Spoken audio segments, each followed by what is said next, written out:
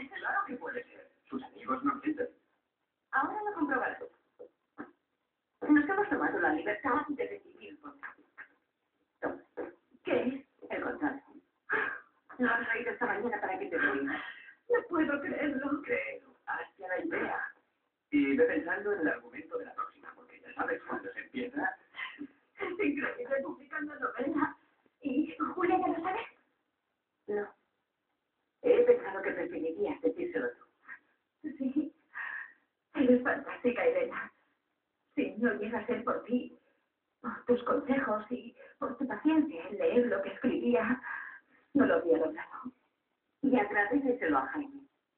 Cuando leí la novela se entusiasmó y vino a verme. Ya ves, antes discutíamos por tu manía en escribir. Y mira, estaba equivocado. Tenías toda la razón del mundo. Ana, Jaime cree en tu futuro como novelista. Eres un buen amigo, Jaime. Pero déjate que lea el contrato. Le falta la firma y el título de la novela. No sabíamos cuál querías ponerle. Pues... es una novela sobre el barco. Sobre una época y la gente que quiero. He pensado en titularla A ver qué os parece. Pues de nuevo.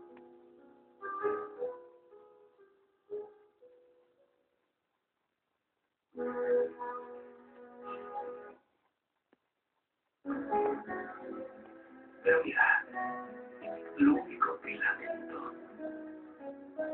es que Daniel no me haya invitado a mí también.